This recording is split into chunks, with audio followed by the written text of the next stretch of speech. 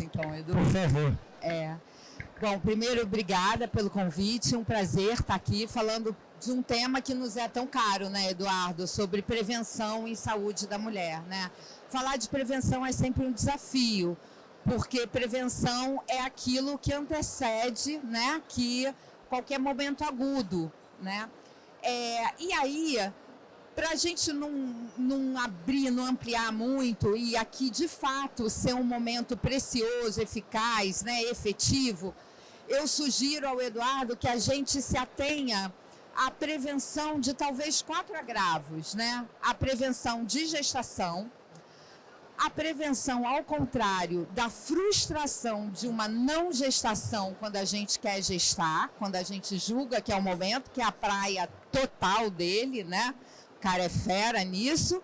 E na prevenção dos 2 principais cânceres, né? O câncer de colo uterino e o câncer de mama, que não dá para a gente falar de prevenção de saúde da mulher sem tocar nesses 2 temas, né? Então, vou começar com contracepção, principalmente focando na prevenção de gravidez daquelas mulheres vulneráveis, principalmente em relação ao perfil etário.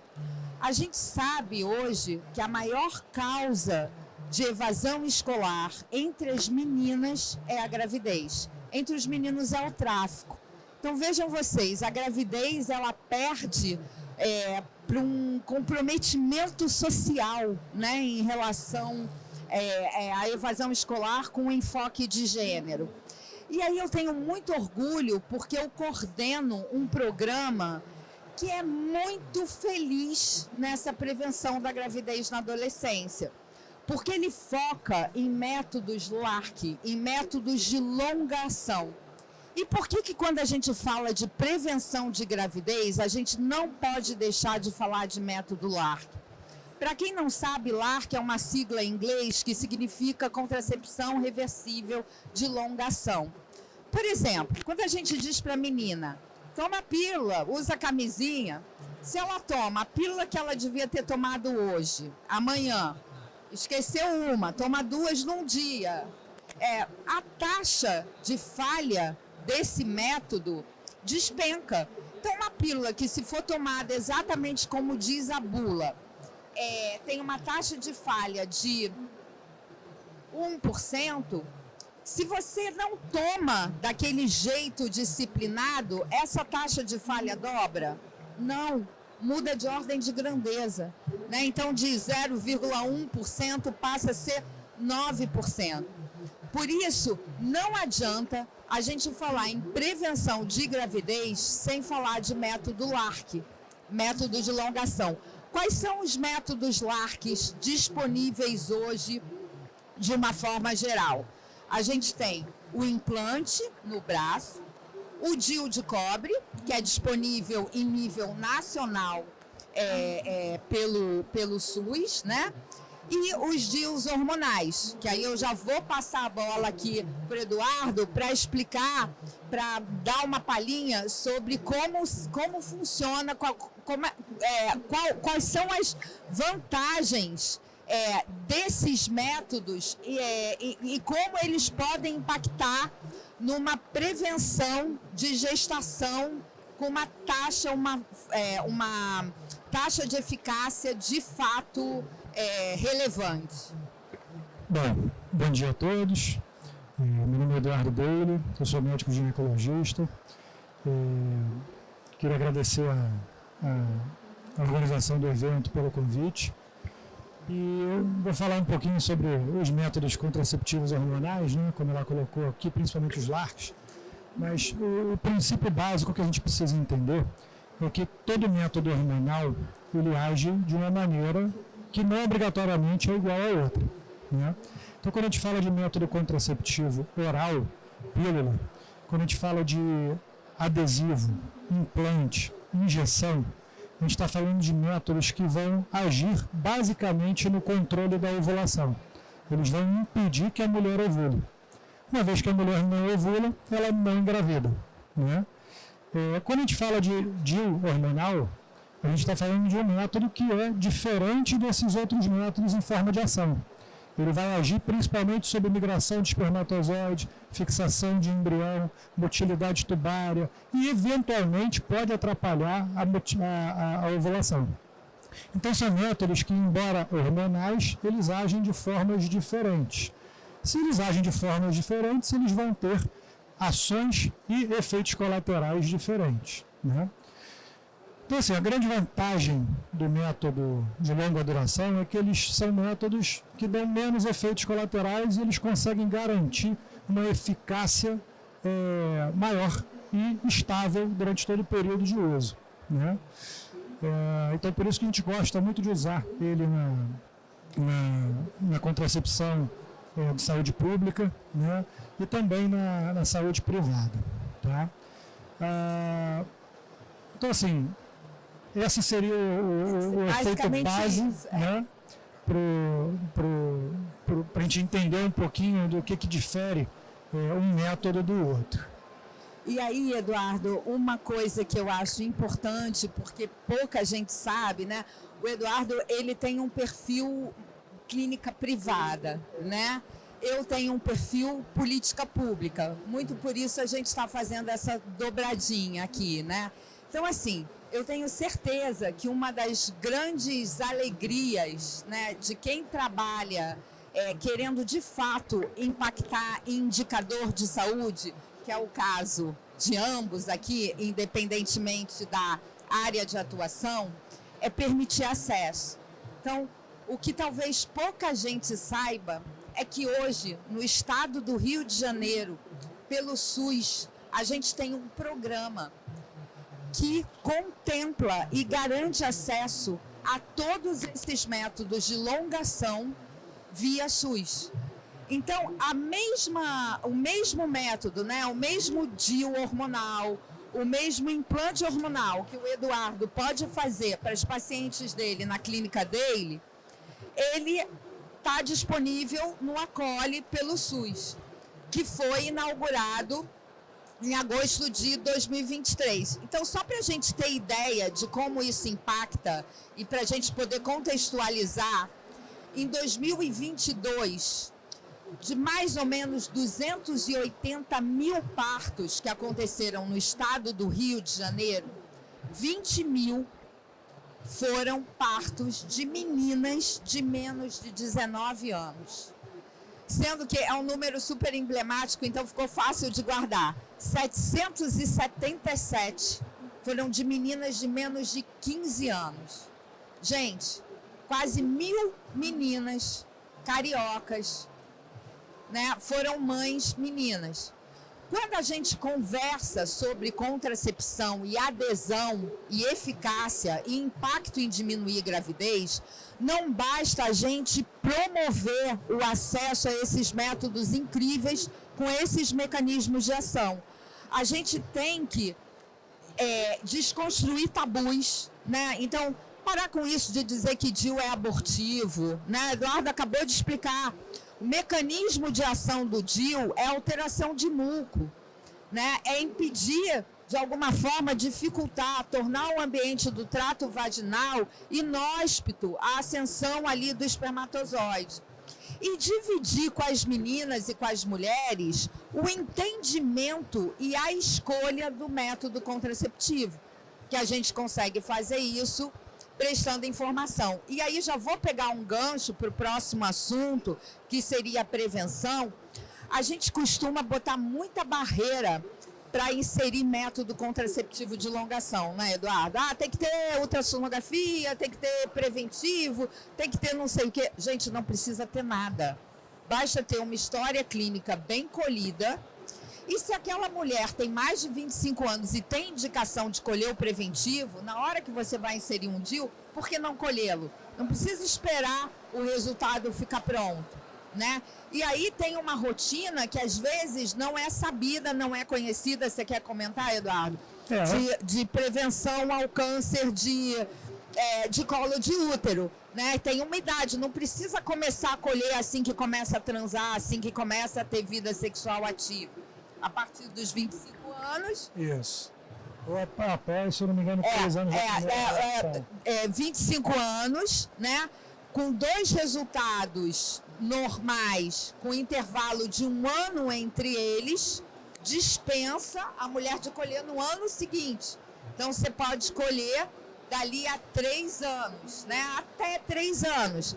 Sempre lembrando que, principalmente quando a gente fala da mulher vulnerável, as janelas de oportunidade não devem ser perdidas, né?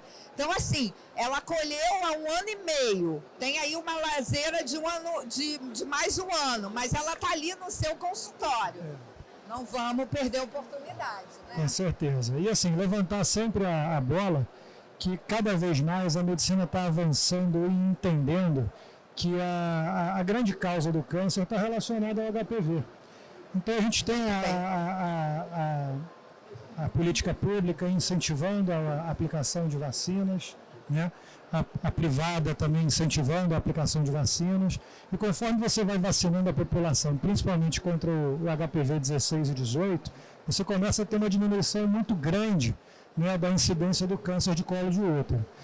Acredita-se que no futuro, o preventivo tradicional ele vai ser substituído por um teste molecular voltado para essa questão de diagnóstico de HPV 16 e 18, e essa rotina ginecológica ela vai passar a ser algo menos, vamos dizer assim, agressivo para a mulher em termos de exame físico, né? Vai ser algo que ela talvez consiga até fazer essa rotina em casa, de maneira domiciliar, né? E vacinar, inclusive, os meninos, né, Eduardo? Que às vezes se a possível, gente... todo mundo, né? Mas aí Exatamente. entra a questão de política pública que nem sempre é possível. Mas, assim, a vacina, ela tá tão demodê, infelizmente. Eu sou a louca da vacina, eu adoro vacina. Tomo vacina vacina, tô na fila, porque é um poder, né, de prevenção epidemiológica imensurável.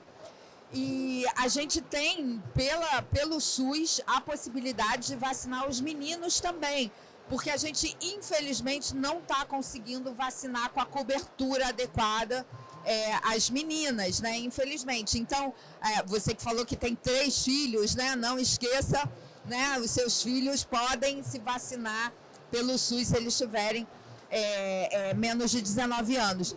E o câncer de colo de útero mata muita mulher no mundo. E o que me entristece é uma doença 100% prevenível. Por quê?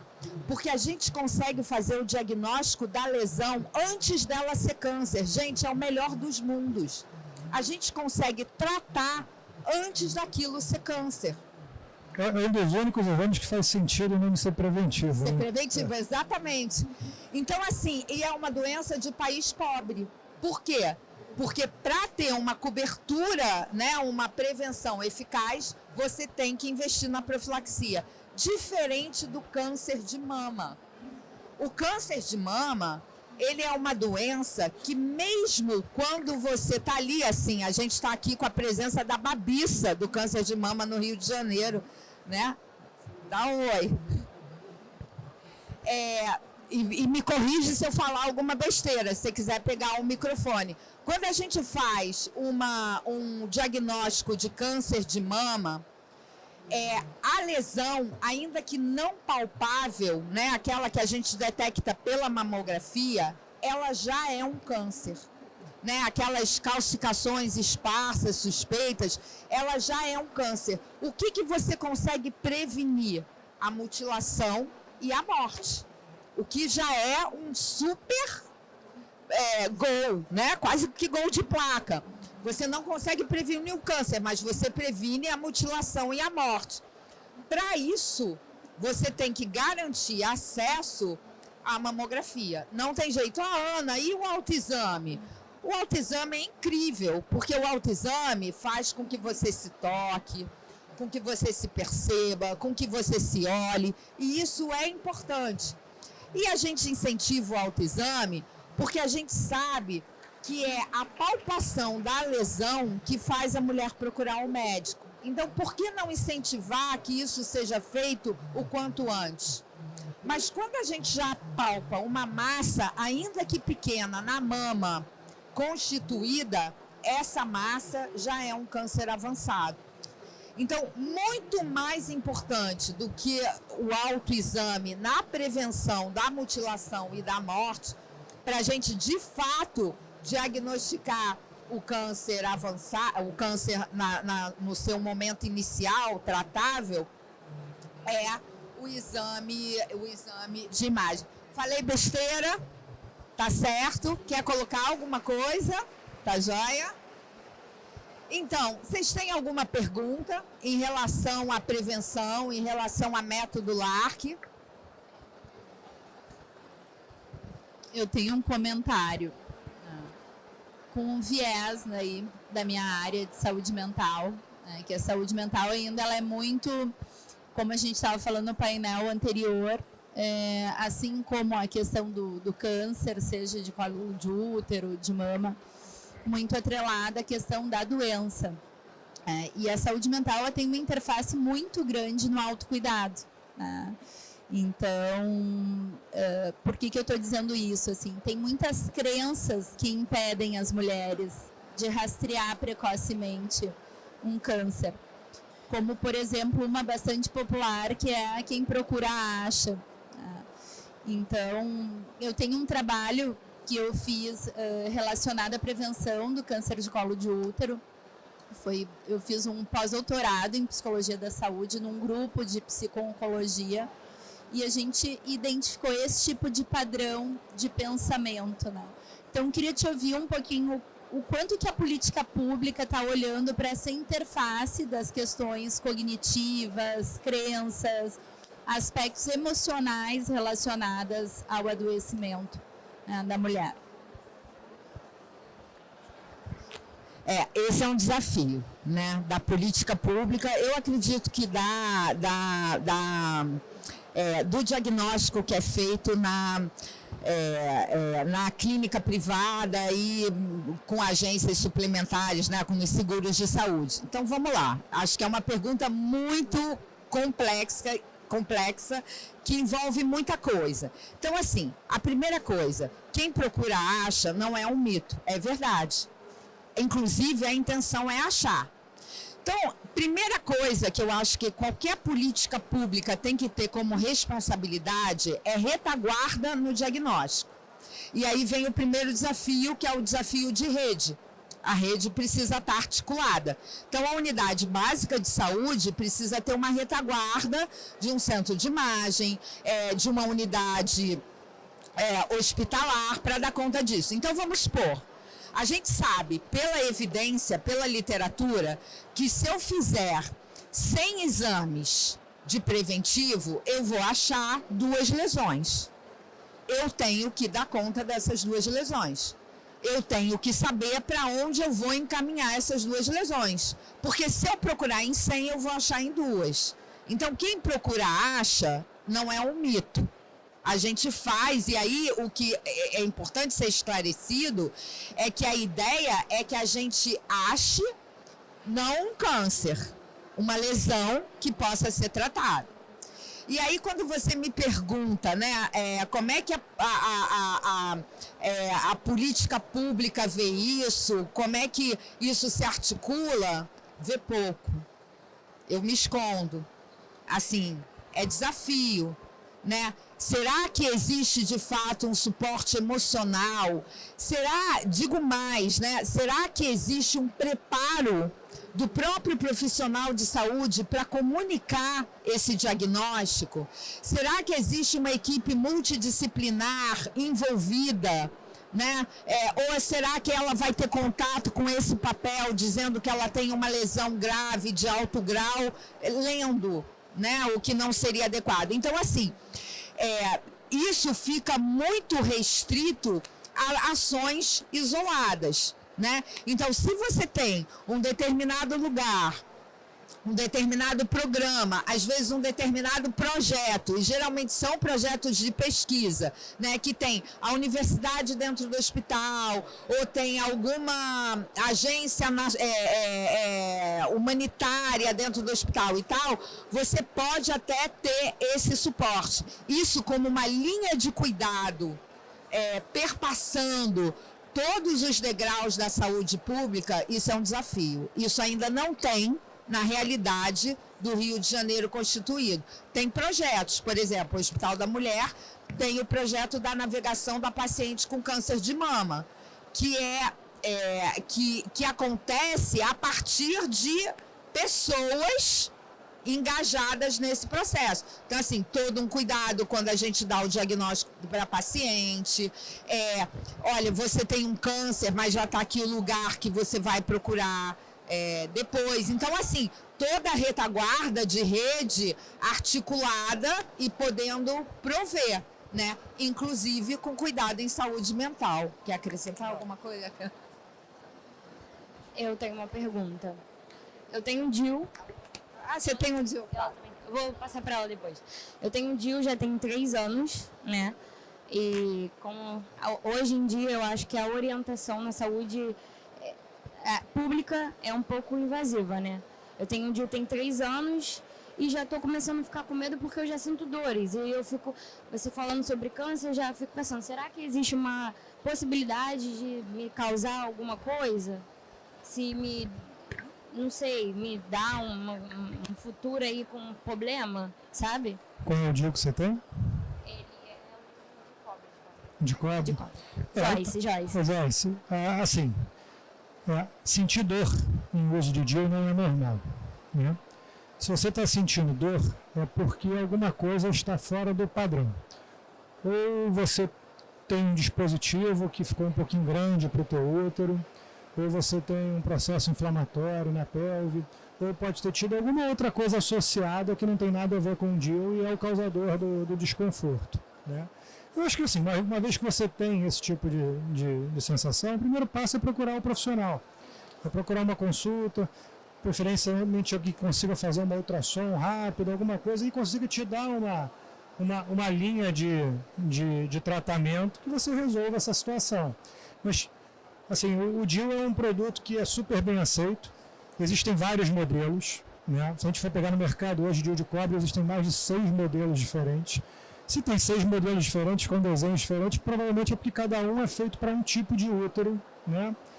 E pode ser que um desses fique um pouquinho maior para um paciente ou menor, enfim. Assim, acho que cabe, de repente, no teu caso, procurar um profissional para ver qual seria o melhor dispositivo para você, se de repente trocar para um hormonal, né? Entender qual é o motivo do teu desconforto, tá? E quanto ao medo do câncer pelo DIU, que, né, você verbalizou isso, eu queria te dizer que a literatura mostra que as mulheres usuárias de DIU têm menos chance de desenvolver câncer. Por 2 motivos. O primeiro, porque elas têm mais acesso ao exame ginecológico. Por exemplo, você está com DIU, o DIU está te causando um desconforto, você vai ao médico. O médico é um ginecologista, ele vai passar um especo, né? Se ele for um médico consciencioso, ele vai colher uma citologia se você não está com essa citologia colhida. Acabou, tá aí a sua linha de cuidado amarrada e fechada pelo fato de você usar o DIU.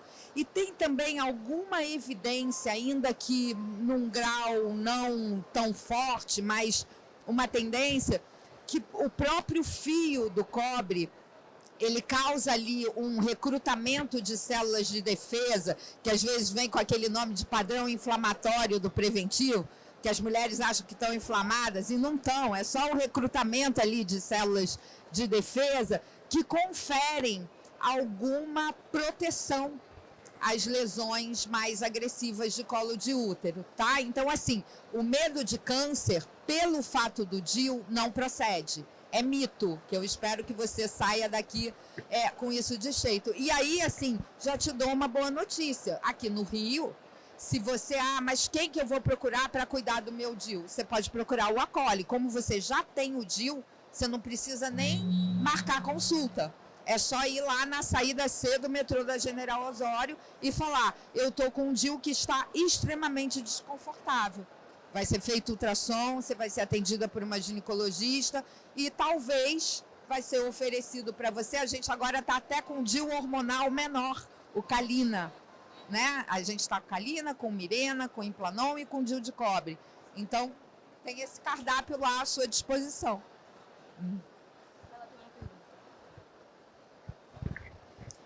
Oi, meu nome é Elisa, eu sou médica ginecologista e mastologista, tanto na rede privada quanto no SUS, então vejo as duas visões. Eu conheço dos tempos de Fernandes Figueira e Ana Tereza, né? A gente se conhece há 3 meses, né, mais ou menos, né, que a gente se conhece. A gente já se conhece há bastante tempo.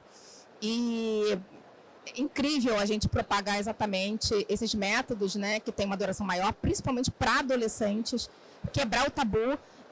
Eu trabalho na Secretaria de Saúde do município do Rio e a gente tem incentivado muito, e uma coisa muito interessante que está acontecendo na clínica da família. A adolescente vem procurar o DIU e logo depois a mãe da adolescente vai e também tem um interesse. E a gente dá um incentivo muito grande aqui no Rio sobre a demanda espontânea do DIU. Né? Exatamente como não há necessidade de nenhum exame específico, sim uma conversa inicial, orientar a paciente sobre o método, a gente sempre tem, tanto na coleta da citologia, o momento oportuno também para a inserção do DIU. O DIU de cobre é mais disponível, a gente tem o Mirena, né? A gente não tem ainda o outro. Eu acho que a gente poderia ter mais o DIU de cobre prata também, que eu acho que seria um ótimo custo-benefício. A gente também já está menorzinho, né? A gente também está fazendo a inserção do Implanon também, mas a nossa licitação, por enquanto, foram apenas 800 dispositivos que foram comprados. Vamos ver, né, se vamos ter essa oportunidade. Então, eu queria falar que o projeto Acolhe, ele veio para incentivar a gente, na Secretaria de Saúde do município, a exatamente ampliar, né? E não ficar só na mão do médico, não só do médico ginecologista, né? Do médico de família, do enfermeiro, né? Desses profissionais que podem estar aptos também para fazer a inserção e orientação com relação ao método. Sobre a navegação, também queria aproveitar e falar que no município do Rio, dentro do Supercentro, a gente também tem um programa de navegação e uma coisa que é muito interessante, tanto no Hospital da Mulher quanto no município do Rio, esse programa de navegação, ele tem quase que o mesmo tempo do projeto de navegação que é feito nos Estados Unidos. E tanto na clínica privada, nos centros oncológicos, né, a gente vê vários projetos de navegação, tanto na Reddor, né, entre outros projetos. Isso é muito importante tanto para a adesão, com relação à orientação também dos cuidadores, porque cada vez mais o câncer está se tornando uma doença crônica. Né? Então, eu como mastologista também vejo que muitas pacientes que são paliativas necessitam desse cuidado da navegação, e a navegação ajuda também na questão da saúde, também mental, na quebra de tabus, porque infelizmente ainda muitas mulheres que têm o diagnóstico do câncer de mama, na primeira consulta, quando ela vai ter indicação de fazer a biópsia, ela está acompanhada às vezes de um companheiro. Na próxima consulta, quando ela já tem um diagnóstico, ela pode estar acompanhada do seu companheiro. E na consulta em que ela vai fazer pós-cirúrgica, às vezes ela não está mais acompanhada do seu companheiro. Então, isso é muito importante também, né? Exatamente como você falou, né? Vacinar os nossos filhos. Meu filho de 14 anos já é vacinado contra o HPV. E com relação, exatamente, com o que foi falado na palestra anterior, né? Sobre a questão desse pensamento do feminismo para os nossos filhos. Eu tenho quase certeza que essa próxima geração vai ser uma geração com um pensamento muito mais feminista, né? Homens exatamente que vão estar ao nosso lado, companheiros, e que vão exatamente conseguir ter essa visão. E vão te ver, tá? Só um instantinho.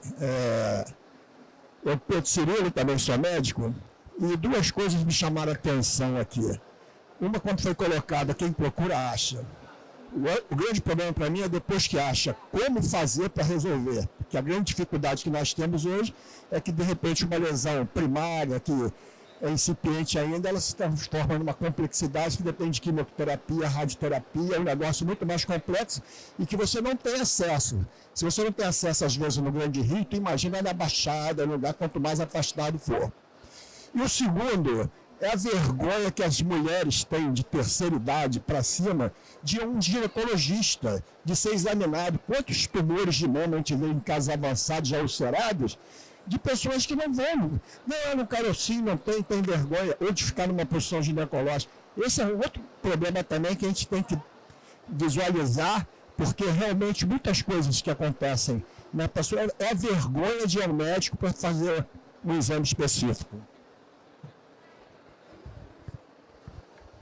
Pedro, né? Eu acho que hoje tem avanço, assim como os meninos dessa geração. Eu acho que a minha geração, foi uma geração, estava até vendo, né? A gente passou pela televisão Telefunken de válvula e pela televisão que atende a comando, né? A gente passou por um avanço, né? Já que o tema aqui é tecnologia. Num período de tempo, a minha geração ela foi muito raiz em relação à tecnologia, né? Eram tecnologias rudimentares e muito Nutella. E em relação a valores e a percepção de corpo também. Para mim é muito prazeroso ver, é uma alegria ver a Angélica, a Mônica Martelli, a Xuxa, falando sobre menopausa, né? Mulheres lindas, mulheres cheias de vida, de empreendimento, né? E que reivindicam para si a sua idade, a sua história, o seu percurso e a sua saúde. Né? Então, acho que hoje a gente tem exemplos e tem ícones que estão nos ajudando a superar essas barreiras de preconceito, de vergonha, de ir a médico para se tratar, para prevenir, para tudo isso. Então, acho que isso é um ponto importante. Uma das coisas que a Elisa comentou, e assim, é uma alegria, né, encontrar amiga de 20 anos, colega de 20 anos aqui, né, para discutir esse tema, que é um tema tão caro, é que é muito importante que a rede se articule. Né? Existem certas coisas que são governo, mas existem certas coisas que têm que ser políticas de Estado. Né? Acesso à contracepção, acesso a exame de prevenção, tem que ser política de Estado. Não interessa qual é o governo vigente. E, às vezes, a gente tem, na prática, muita dificuldade, porque se é uma gestão municipal, outra gestão estadual e tal, não interessa. As pessoas têm que se conversar e têm que resolver. O Acolhe, ele foi pensado para ser inspirador mesmo, né? Qual é o diferencial do Acolhe, que é esse programa que acontece, é um programa do Estado, da Secretaria Estadual de Saúde, que acontece ali em Ipanema, obrigada, Eduardo, da General Osório. Ele tem alguns diferenciais. Primeiro, é a divisão da responsabilidade do cuidado. Então, assim, não sou eu que vou dizer para você qual é o melhor método contraceptivo para você. Eu vou dizer quais são as possibilidades, como o Eduardo fez aqui no começo. Esse aqui age assim, funciona assim, tem esse efeito colateral, tem essa indicação, tem essa contraindicação. Esse aqui funciona assim, nananã. Qual você escolhe? Então, esse é um primeiro diferencial. Quem escolhe é você. O que você não pode é entrar de gaiato no navio. Você não pode botar uma coisa achando que é uma coisa e aí é outra coisa. Porque tem efeito colateral. E é muito importante que a unidade básica de saúde, Elisa, esteja capacitada para manejar esses efeitos colaterais. Porque uma das coisas, né, Eduardo, do método progestagênico é o padrão desfavorável de sangramento. 20% das mulheres que usam um método que só tem progesterona, como implante, como Mirena, como Calina, elas vão fazer um padrão desfavorável de sangramento. E, às vezes, aquele padrão desfavorável é só um momento de adaptação. E é chato. Gente, sangrar fora de hora, eu não sangro mais, porque já estou menopausada. Mas sangrar fora de hora é muito ruim. E tem a lei de Murphy. É quando você está com a calça branca sem um casaco para amarrar na cintura. Na entrevista de emprego, os dois candidatos da frente são homens, você levanta e a cadeira está manchada. E você já imagina que a sua calça está com sangue. Acabou. Você já perdeu a vaga. por uma questão de gênero. Você vai falar, que droga é isso que eu coloquei no meu braço? E só pontuar que, assim, esses padrões de efeitos colaterais, se a gente individualiza cada um, a gente consegue talvez entender um pouquinho o porquê daquele paciente ter sangrado um pouco mais, o porquê do outro não ter sangrado, né? Então, assim, são efeitos colaterais comuns? Relativamente sim, mas você vai ver com mais frequência em mulheres que têm mais patologias. Por exemplo, se uma mulher tem muito mioma, adenomiose, ou teve 2 cicatrizes cesariana, ela é uma paciente que tende a ter um pouquinho mais de sangramento, o fluxo muda. Então, nesse paciente eu tenho que ter uma expectativa diferente de um outro paciente, por exemplo, com uma mulher jovem, que vai colocar um DIU e dificilmente ela vai ter um padrão tão desfavorável dessa forma, né? Assim, acho que uma das coisas que a gente tem que ter na cabeça é que a gente sempre deve oferecer para o nosso paciente, seja da rede privada ou da rede pública, o melhor método. Qual que é o mais seguro? Sem dúvida são os LARCs, né? Os LARCs são os mais seguros. Diante da não aceitação daquele método mais seguro, você vai oferecer outras opções para o seu paciente, que vão desde uma camisinha, né, que tem um índice de falha altíssimo, a métodos como apelo anticoncepcional, como você já falou aqui, que realmente tem muita falha, né, diafragma e outros dentro do que é possível, né. Então, assim, isso era algo que eu queria pontuar. E outra coisa que eu queria pontuar, que de certa forma é um mito, todo mundo acha que o DIU vai dar doença inflamatória pélvica, que vai trazer uma infecção, essas coisas. Não vai. O DIU ele é um produto estéreo, a gente coloca um produto, né, estéreo no paciente.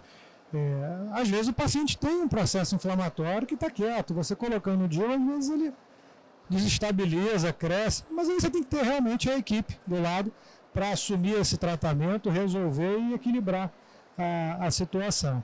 Do mesmo jeito que aquela mulher que está usando o DIU ou um outro método contraceptivo, ela tem que continuar tendo a consciência de que a camisinha ela protege outras coisas além da contracepção, né? As pessoas vão lá no consultório, 15, 16 anos, colocam um DIU, acho que são invencíveis, né? Que nada vai acontecer. E, na verdade, a doença vem, né? Eventualmente vai ter relação sem camisinha, vai acabar pegando alguma infecção, e assim, o DIU, coitado, está ali como se ela estivesse tomando pílula, ela pegaria igualzinho, porque o causador é a bactéria, não é o método contraceptivo, né? Então, assim, é importante a gente conscientizar também de que não é só o método contraceptivo, existe também essa barreira de proteção contra a doença, que a gente já há uns 15 anos parou de falar, né? Parou de aparecer na televisão, parou de ter propaganda, infelizmente, né? Mas é importante que a gente bata sempre nessa tecla com todos os pacientes. E, Eduardo, quando a gente pensa em infecção sexualmente transmissível, a gente pensa logo naquelas coisas mais estigmatizantes, né? Nós, Brasil, somos campeões mundiais em sífilis, né? Em sífilis congênita. Uma garotada muito jovem, né? Com sífilis e sífilis não diagnosticada. E aí vem aquela história da oportunidade novamente. Assim como o momento da coleta da citologia, do exame preventivo, é oportuno você oferecer o DIU e vice-versa, na hora que você for inserir o DIU, você colhe a citologia.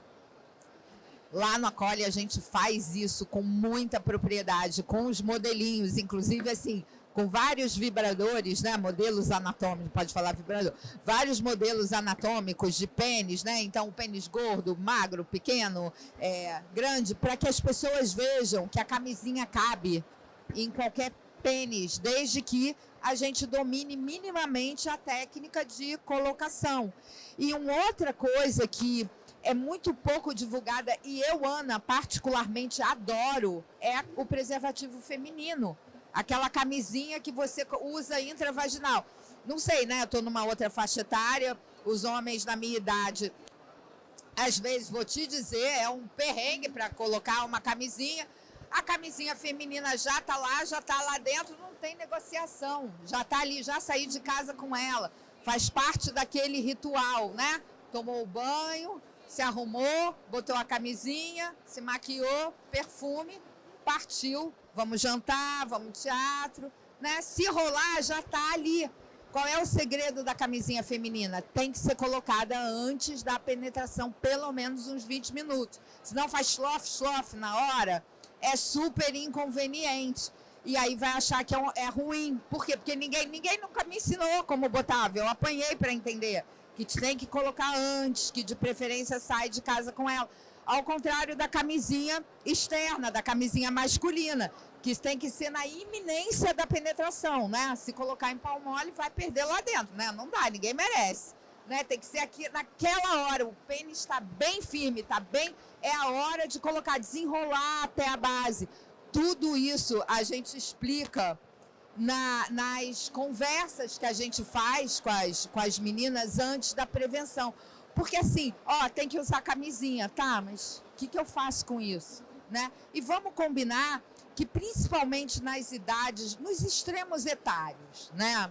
Mas assim, nas idades mais jovens, quando também não tem ali ainda um controle, né, da ereção, é um aprendizado ali dos dois, de uma certa forma, ainda botar uma camisinha no jogo pode ser, a mecânica da coisa pode ser extremamente complicada.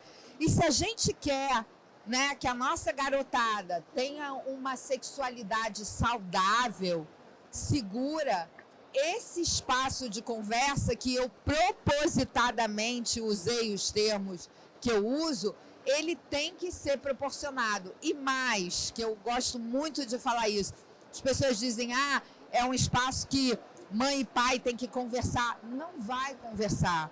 Eu vejo pela minha filha, quando eu falo, Júlia, você está usando camisinha? Mãe, eu não vou ter essa conversa com você. Ela está certa. É um assunto que para ela é constrangedor falar comigo, eu sou mãe. Ela quer falar comigo outras coisas. Sobre camisinha, ela vai falar com quem para ela é uma referência e que ela possa tratar dessa intimidade dela, falar disso, mãe, aí eu vou olhar o namorado, eu vou saber, a camisinha não está colocando certo, tá? Não tá? Percebe? Às vezes a gente acha que está abafando, que está dando conta de tudo isso e não dá, porque aquele espaço, ainda que possa parecer muito seguro, não é, né? Não é na cabeça de quem é o receptor daquele cuidado. O que mais, gente? Queria saber de vocês.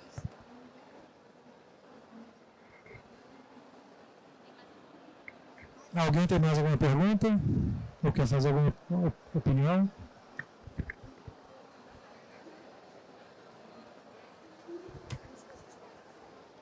Então, queria agradecer a presença de todos. Dizer que foi um prazer estar aqui. Também, a mesma coisa. Agradeço os olhares super atentos, me senti super prestigiada. Obrigada, Eduardo, pela parceria, a Baia por ter convidado e a organização do evento.